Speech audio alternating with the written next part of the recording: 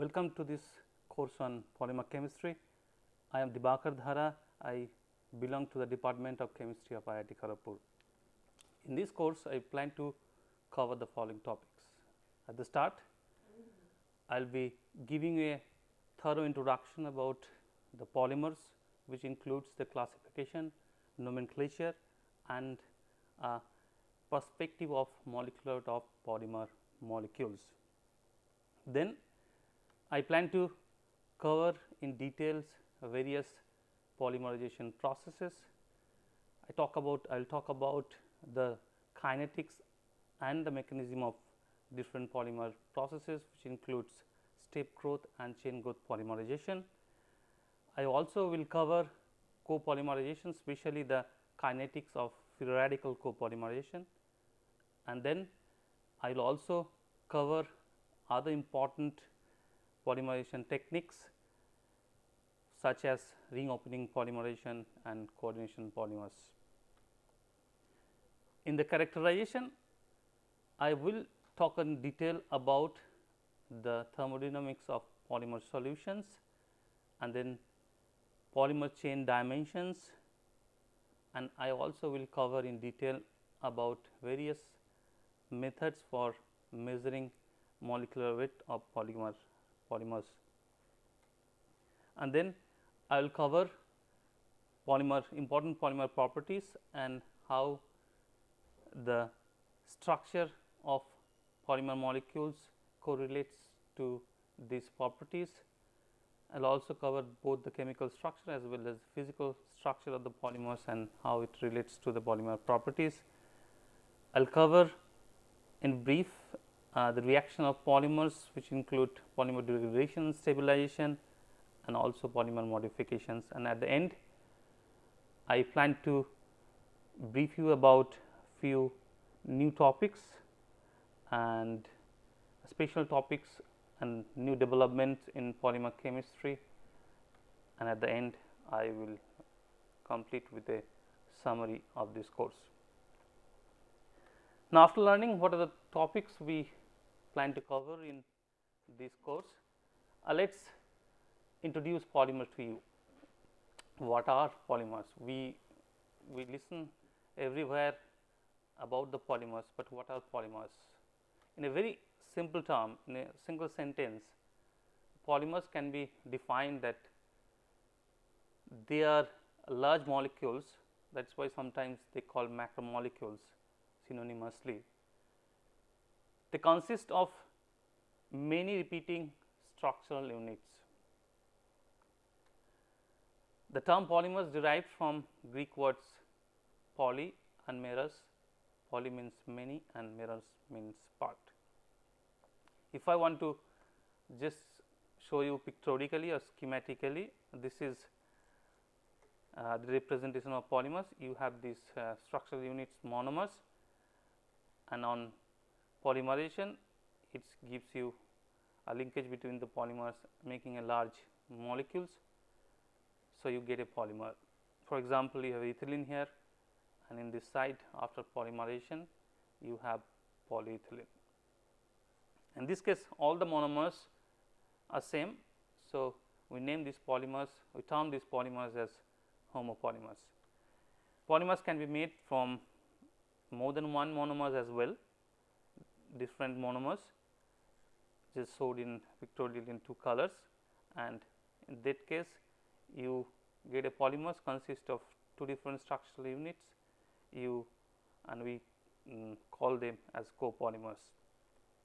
To just give you an example of copolymers, I have a molecule like styrene, and I also have a molecule like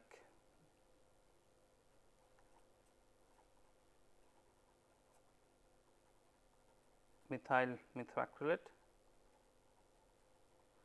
Now, these two can be polymerized to give you a polystyrene co-MMA. This is a copolymer of polystyrene and methyl methacrylate. Now, This term copolymers are used generally when you have a polymers which are synthesized from two different monomers, where the monomers can be polymerized independently, which means in this case styrene as well as the MMA can be polymerized to individually can into polystyrene and polymethyl methacrylates. There is other type of polymers which are also synthesized from two different monomers. For example, if I take example of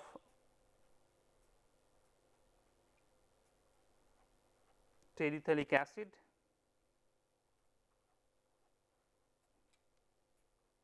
and ethylene glycol.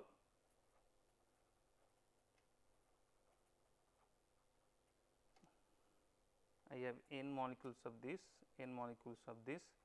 which on polymerization gives you a polymers which is known as polyethylene terephthalate. We get these PET bottles, they are made of this polyethylene terephthalate.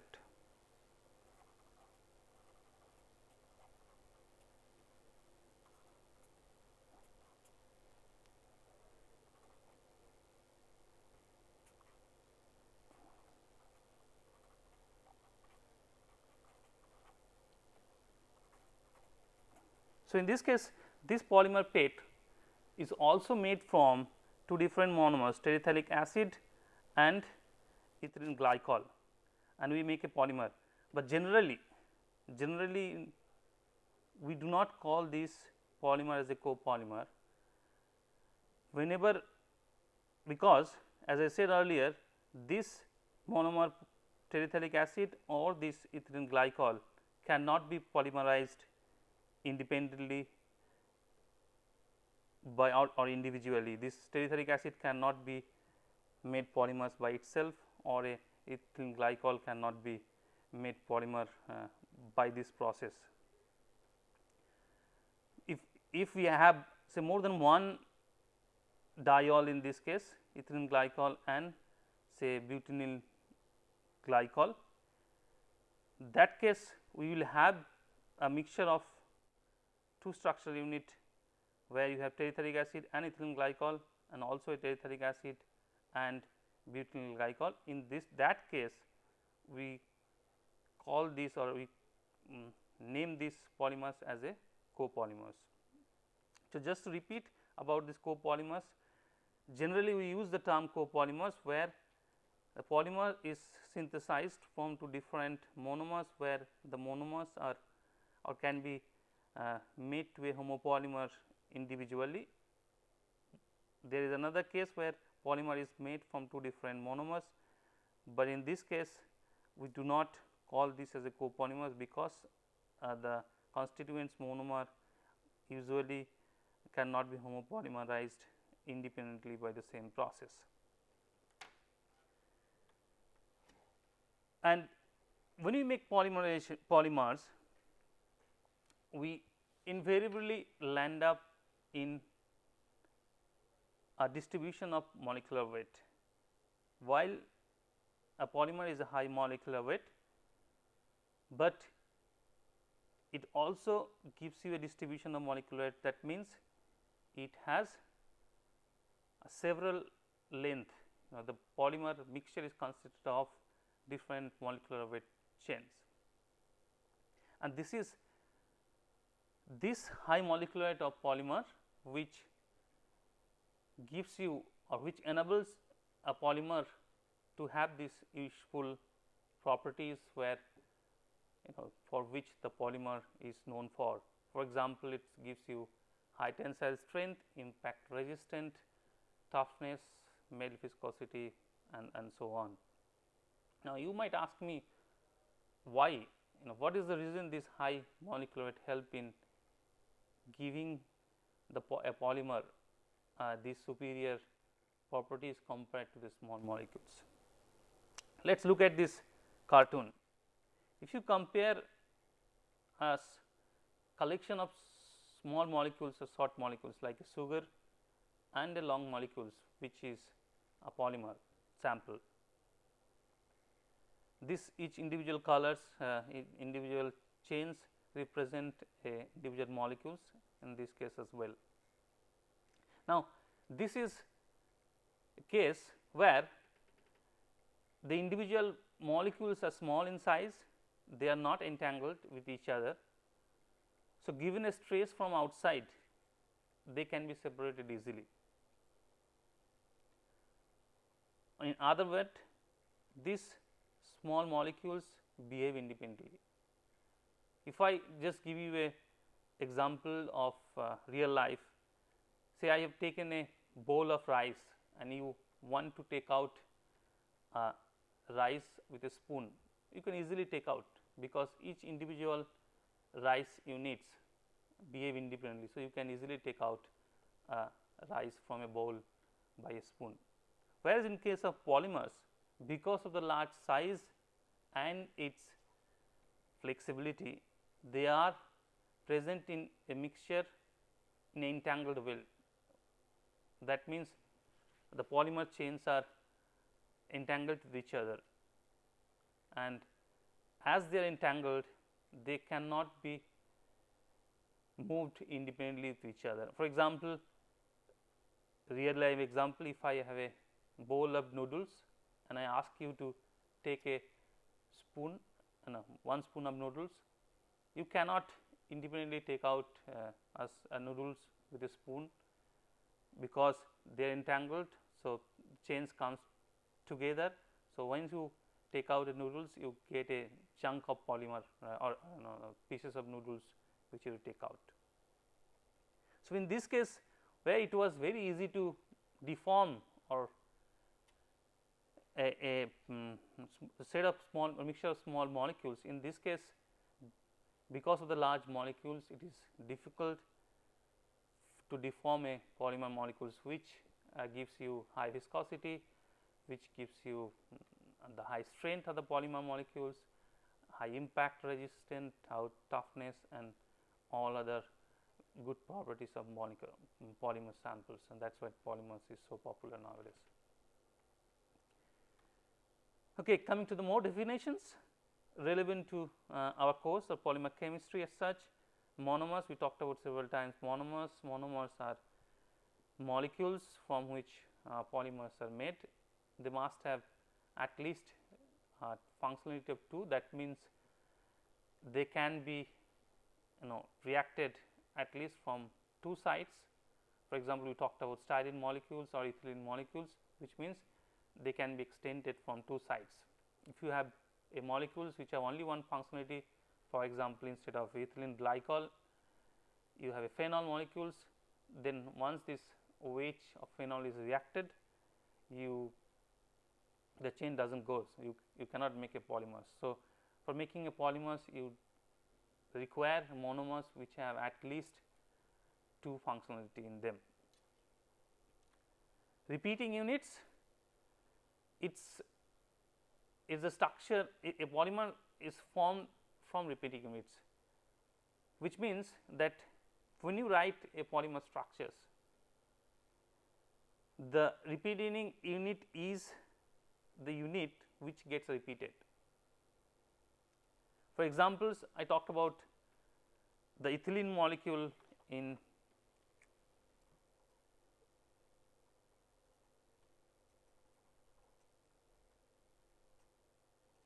or say a simple example of say polystyrene molecule. This is styrene, and when it polymerized,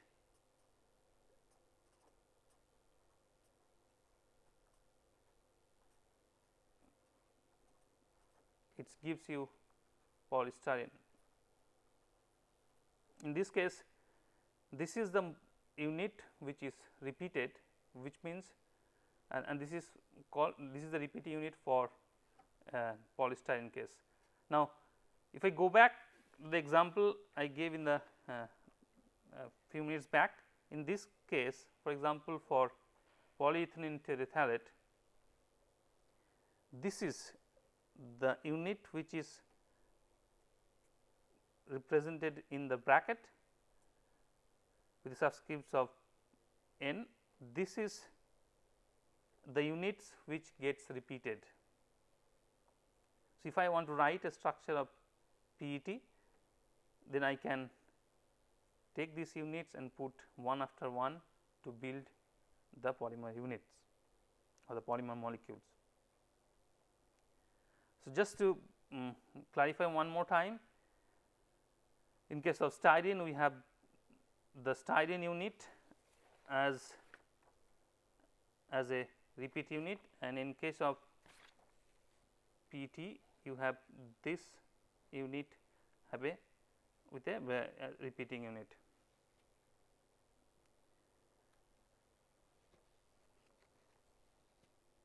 We talk about oligomers.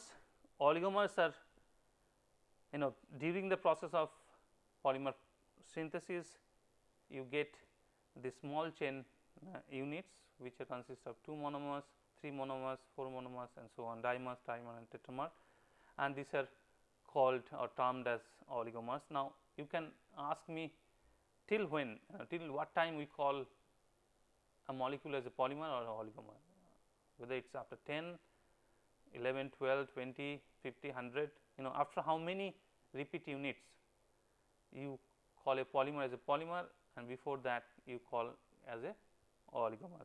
Now, it depends upon different polymers.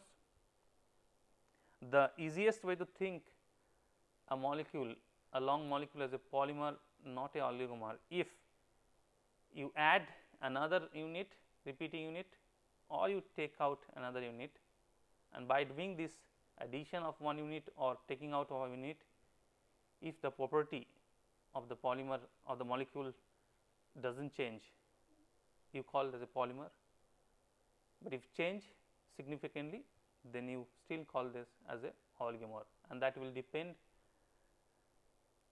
on the chemical structure of the polymer. So, some cases, if you increase from a repeat unit number from 20 to 21 or decrease from 20 to 19, you might see there is a change in the property. You cannot call that chain as a polymer, you have to call that as a oligomer, whereas in some cases, some cases you do not see any changes, say after 20 to make 20 to 21 and 20 to 19, then you call that as a polymer. We define degree of polymers. It is the number of structural units present in a polymer molecule. Now, what is structural units? Now, let us talk about the example I just showed you before. In the case of polystyrene, this is repeating unit, and this is also a structural unit, because structural units is the unit which is derived from a monomer. So, in this case, this unit is coming from a single monomer of styrene, which where the double bond is replaced by a single molecules. So, in this case, number of repeating units RU repeating units is same as number of structural units, SU structural units. Whereas, in this case of polyethylene terephthalate, individual monomers which are coming here and making the polymer, they are called structural units. So, in this case, if n is number of repeat units, then each repeat unit consists of 2 structural units, because in this repeat units is derived from 2 monomers, one terephthalic acid unit, one ethylene glycol units. So, whereas in earlier case the number of repeating units were same as number of structural units, in this case number of repeat units is actually half of the number of structural units. So, when you define degree of polymerization, it is the number of structural units, not the number of repeat units present in a polymer. So, in this case, if the molecular weight of each styrene is m and you have a polymer with n number of repeat units same as structural units, then molecular weight of this polymer would be m multiplied by n. Now, what happened in this case? In the case of PET, for example, if I take the molecular weight of this as m1 and this as m2, then how do you get the polymer molecular weight?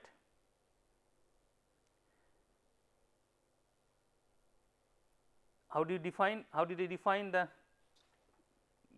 degree of polymerization? Is the number of structure unit.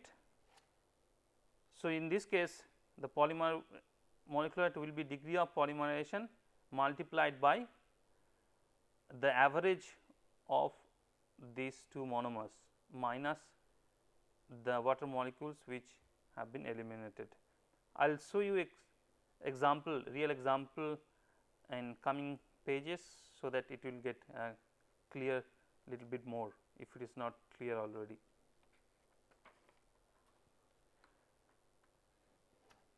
So, let us see whether it get clarified to you in this cartoon. In this case of styrene, you have polystyrene in this case. So, structural units is same as repeat units, and in this case whether you have a say example of polyterephthalic acid PET, terephthalate PET, to its the polymer is derived from two different units, then the repeat units is this,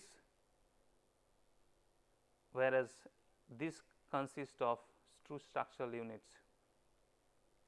So, if I take this part, then this consists of 4 structural units, but only 2 repeat units, and as I said, degree of polymerization is number of structural units, and the molecular weight of polymer molecules is degree of polymerization, that means number of structural units multiplied by the average structural unit.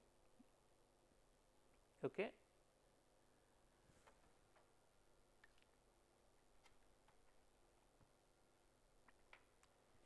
Now, before going forward, let us clarify one thing. More often or not, in commonly polymers are referred as plastics. People ask for banning plastics, plastic bag, plastic shoes, plastics bottle, everything. Most of the applications of polymers are referred to as the application of plastics. Now, there is a subtle difference between the term plastics and polymer. Polymers are the molecules which we synthesize from the monomer. Now, they are individual molecules or a mixture of molecules, but we do not use, when you synthesize a polymer from in the lab or in a plant, we do not use, seldom use as the polymers as synthesized. In most cases, what happened, we add some additives like pigment, stabilizers, and then process that polymer mixture, polymer with the mixture, to turn this polymer into a practical product. So, if I talk about PET bottle, when you synthesize PET in the lab, and that is not a plastic material. Or when you take a PET molecule, polyethylene terephthalate molecule in the plant and then mix it with stabilizer and other things and form that bottle, that is called plastics. Plastics has also have more scientific definitions, which we come later, but at this point you must remember that plastics are made of polymers, but not all polymers are plastics. Like there are several other applications where polymers are not used as plastics. Okay. So, when you talk about, but in common man, whatever they see is applications of polymers, they see in daily life is a plastic, and applications are visible as a plastics applications. So, that is this common term, that is why this common term is appearing. Okay. Just one more time, plastics are polymers, but not all polymers are plastics. Now, just knowing what are polymers, what are plastics, and what brings the good properties in polymers. Now, why you will ask me why you need to study polymers, why you should be interested in studying polymer or polymer chemistry. Now, if you think yourself, or if you read magazines and talk to the older people, then you will find that in last century, whatever new material development has happened, polymers will rank as one of the top. So, in last century, polymer is one of the biggest success in terms of new material development, and as a result, more and more applications are existing or coming up where these polymers are replacing the conventional materials like metals, glass, wood, and so on. For example, I am wearing a spec. Now, earlier, few years back, for a decade back or so, this spec used to be made from glass, but nowadays you will hardly find any spec is made of glass. They are all made of either polycarbonates, or the cheaper ones are from acrylics. There are hundreds of such example I can give, maybe I will give in a later classes, but I hope you are convinced that polymers is finding applications in several places.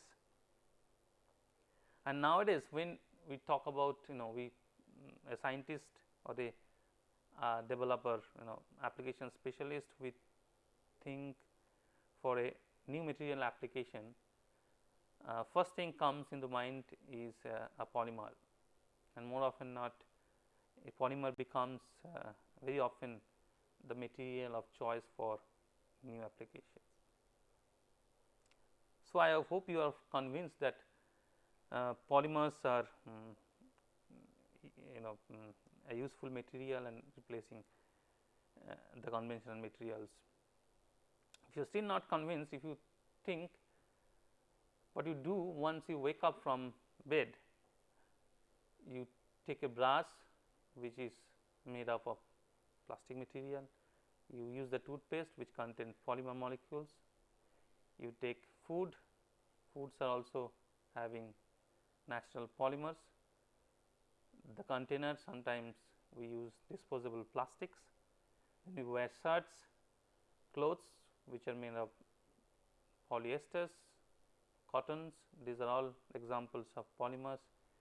Then you come to office by a car or a bus or a cycle, there are hundreds of polymer goes in those applications. You name, wear shoes, everything. Now, you can argue me that these are very common materials, and there are no need for namely development work for this. So, you do not need to study polymers, because the knowledge or technical knowledge for these common applications are well established. But if you think about examples of polymer like a artificial valve which is made of polyethylene, talk about an oxygenator which is used during a open heart surgery, or talk about applications in car headlamp, aircraft windows, and several high end applications like very high capacity DVDs. Now, these are also application of polymers which it does not come to your mind immediately, but like this there are hundreds of very high end applications of polymers. For example, polymers are used in medicine as a drug delivery vehicle, as a conjugation with drugs, molecules, and so many.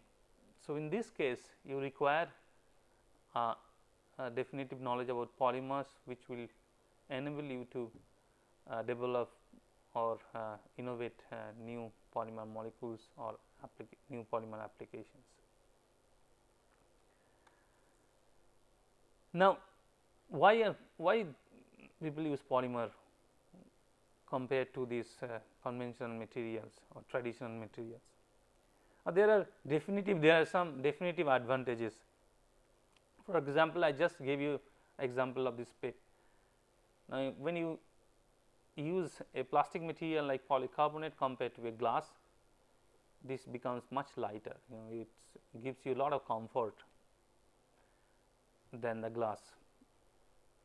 Now, because of the lighter weights, polymers used heavily in transportations like car, automotive, in trains and all these things, because the light you travel, that will consume less fuel. So, this is one of the most important advantages of using polymers, which gives you excellent strain to weight ratio. It gives you design flexibility. There are, and also very the option of giving you modern styling. You by a cheap processing, you can take the polymers which is comes in after from the lab or in a plant, and you can do the polymer processing do a process and make or give that polymer very nice shapes of your choice and give good style, which is not possible with the traditional materials like glass and metals.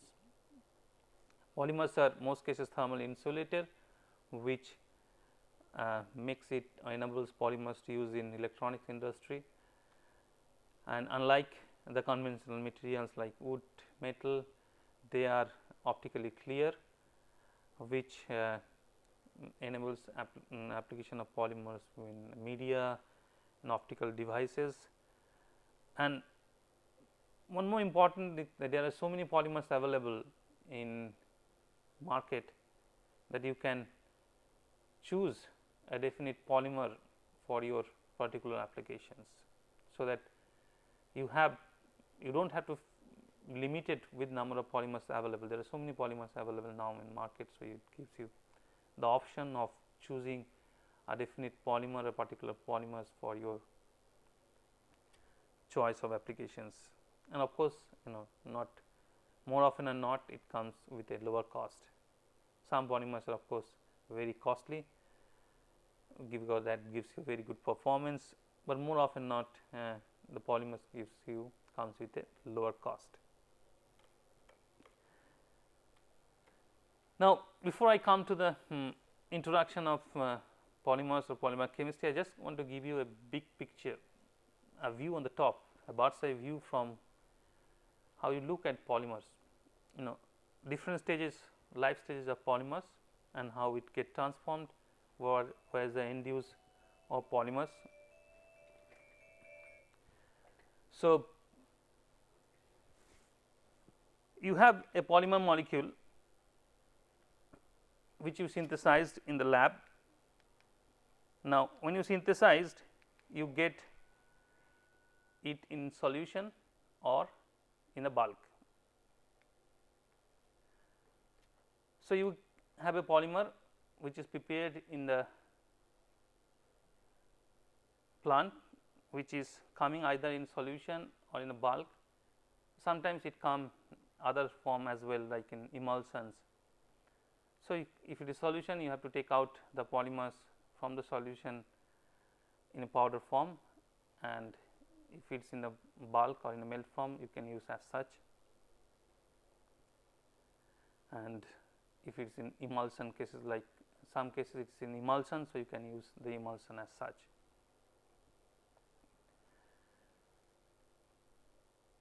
Now, how do you get these polymers? There are some polymers or few polymers which comes from natural sources, like polysaccharides, cellulose. Now, more often not, these natural polymers, the polymers which comes from natural source, are very useful. So, in most cases, to find a polymer,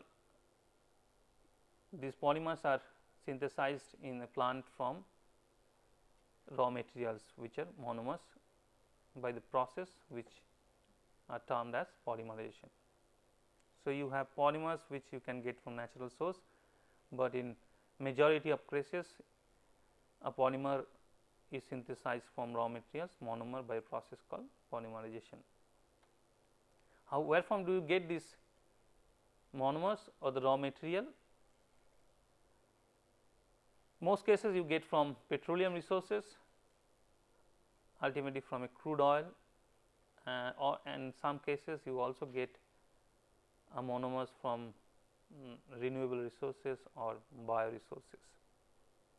But as I said, most cases synthetic polymers are prepared or synthesized from monomers which are derived from petroleum resources. So, now we have know where from a polymer is made. Now, you have to take the polymers towards application side.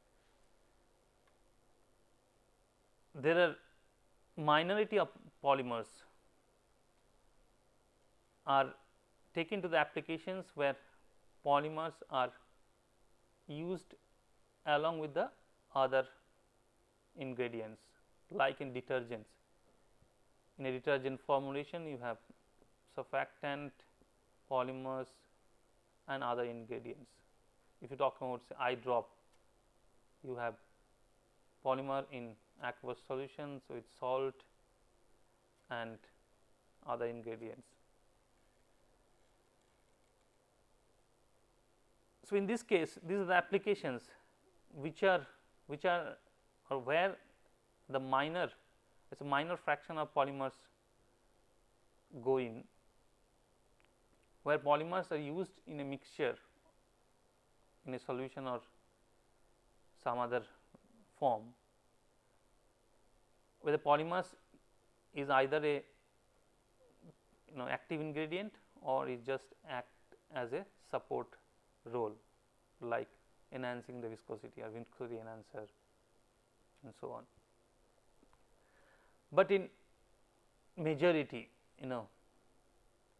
the major volume of polymer comes out from the manufacturing plants, goes in the application where polymer is the major part, is the application of polymers is major. You can have the other ingredients along with the polymer, like the stabilizer, fillers or pigments, but it is the polymers which is the major ingredient, and the other additives acts as a support which either enable the polymer to have better performance or not. So, in that case, what is done, the polymers as comes out from plant is taken through a step, a polymer processing steps, which are commonly called compound, where the polymer either in a melt form or in a powder form is mixed with the required additives or property enhancing fillers, or sometimes with other polymers as well to make polymer blends, and you get an intermediate product. It is like pellets, we call this as resins. You might have seen these granules or pellets yourself in sometimes in the market. And if the final applications does not require very complicated geometry, then in this process itself you can make the final product. For example, like sheets film, where in this processing step itself the polymers are taken and the additives or fillers are added, and it is given a shape of the final products like sheets and film, etc. But this is not the major application, this is the minor applications. In most cases the polymer manufacturer makes this as a intermediate products and they sell it to its customer who makes the final product.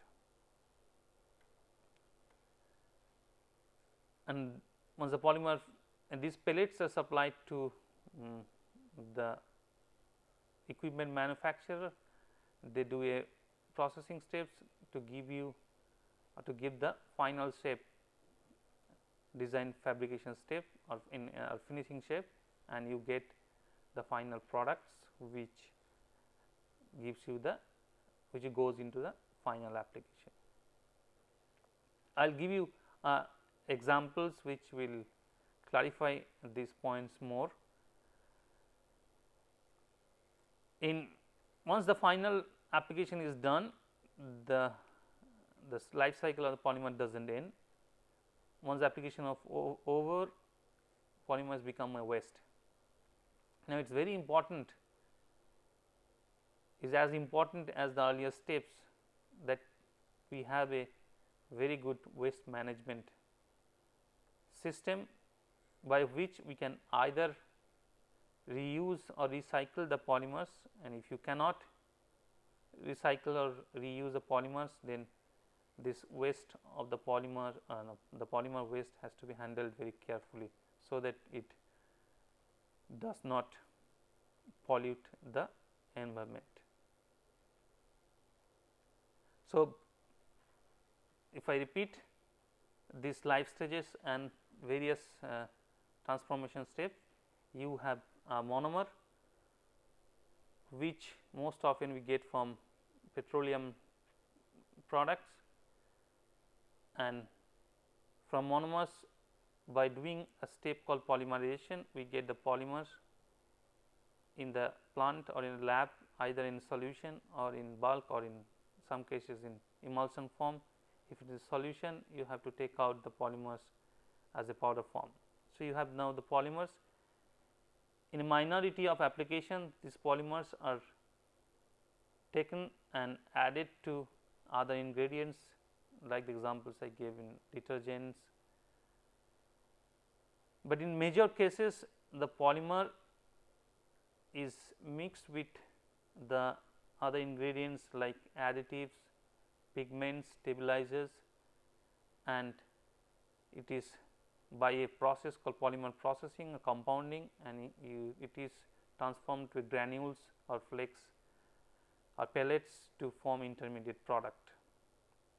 These intermediate products are taken by the equipment manufacturer, and by doing another processing step, for example, injection molding, they give the proper shape of the final applications where this polymer goes in. How the polymer industry works?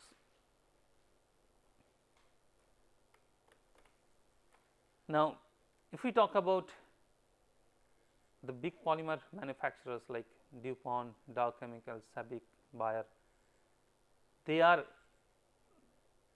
manufacturer of polymers. They get the monomers from other source, or they might make themselves as well. and they, after making the polymers in the plant, they also do these steps themselves, form this intermediate product and then sell it to some original equipment manufacturer, which do this processing step, molding step to make the final product, which goes into the final applications. Now, let us come to a specific example. For example, if I take a car headlamp cover, the cover of the car headlamp is nowadays made from polycarbonate material.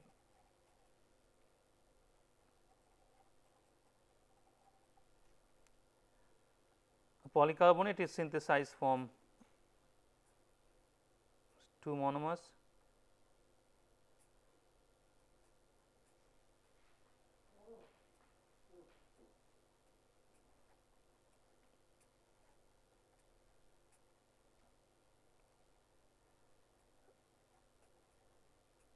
bisphenol A and phosgene.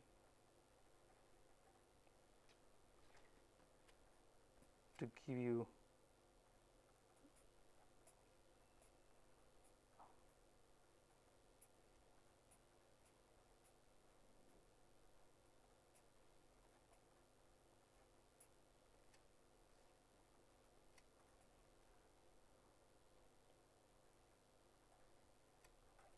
polycarbonate.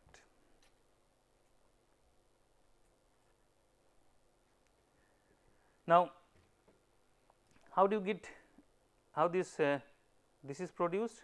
This BPA molecule, this is produced from phenol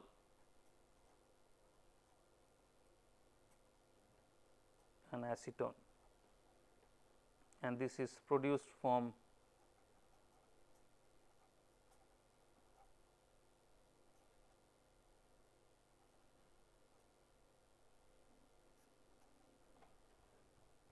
coke getting oxidized to carbon monoxide, which on react with chlorine gives you phosgene. Where from this phenol comes from? It comes from cumene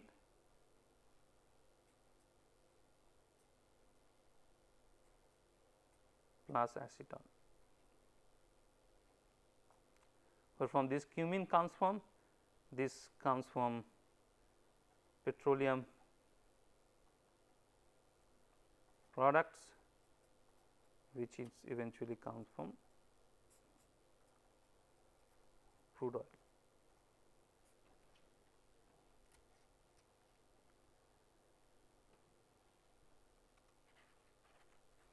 You take this polycarbonate as synthesized in a plant or in a lab, add these additives, pigments, etc., and do a compounding strips, and you get PC pellets.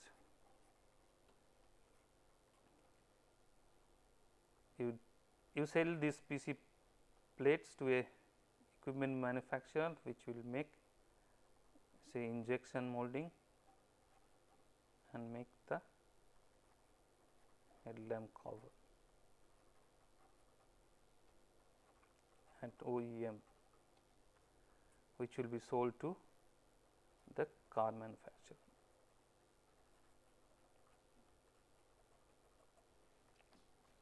Let us just go back to the earlier page and repeat this.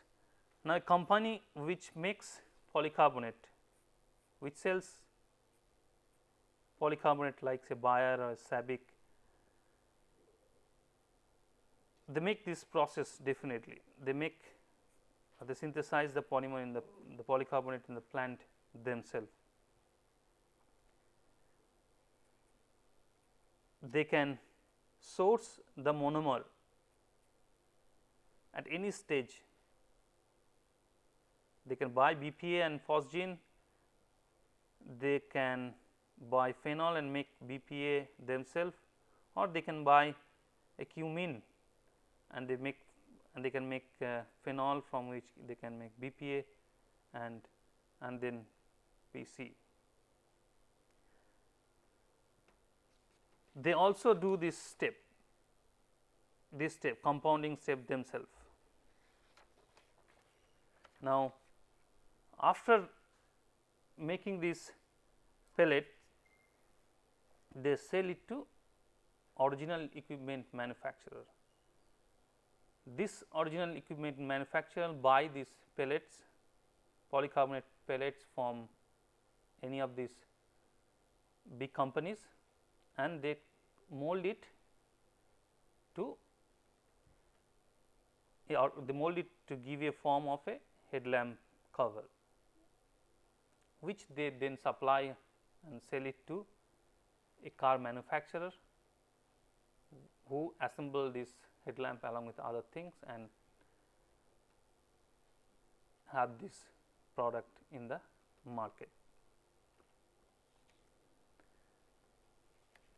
So, this gives you an idea about a different stage of polymers and how the industry works.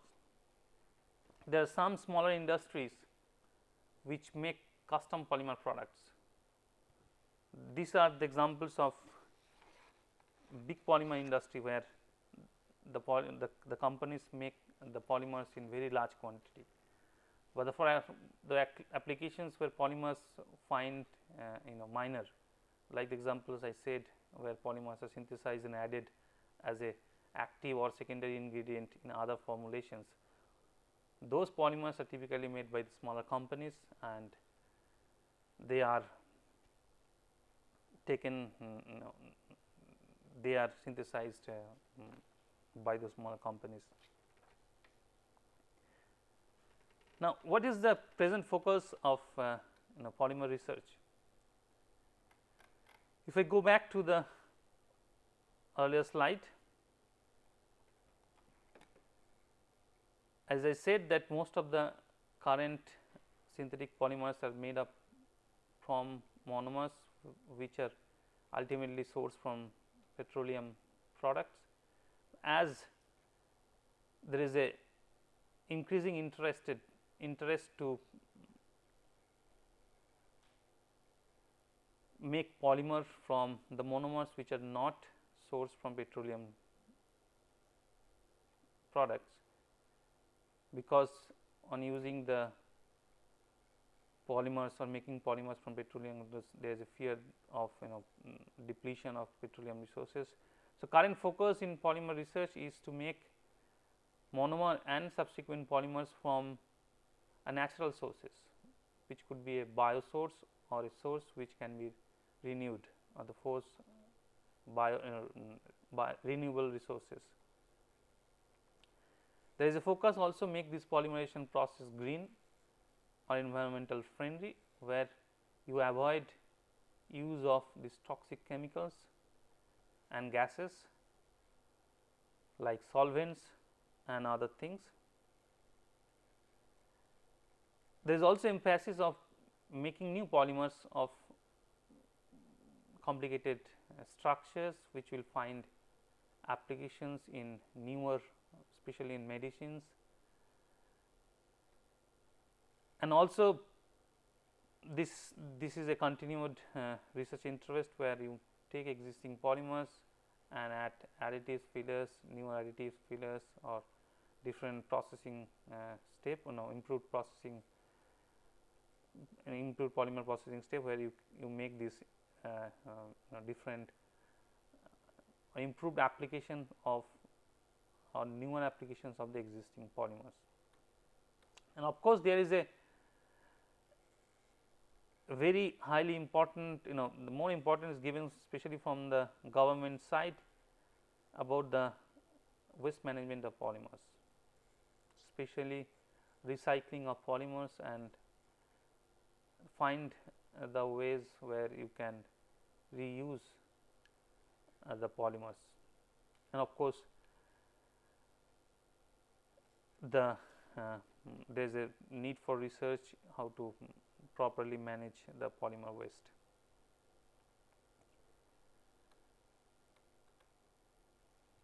Okay, with this I will stop this class. In the coming class, I will start with classifications of polymer. Just to repeat what I covered in this class, we talked about the definition of what are polymers. Polymers are large molecules which is made from repetition of structural units. We also learned why we should study polymers. Polymers, as you by now convinced, that find applications in conventional applications as well as very newer applications, very high end applications. And you also learned why nowadays polymer is used more and more applications, what are the good properties of polymers, and why polymers are different, why polymers are get what are the structural features of polymers gives you these improved properties. And then we also learn the big picture, what are the different stages of polymers, and then how the polymers are transformed from one stage to another, and ultimately how the polymer industry works. And then we talked about finally about what are the important research areas in currently researcher focusing in polymer chemistry. Okay, we will start in the next class, continue the introduction, and we start from the classification of polymers.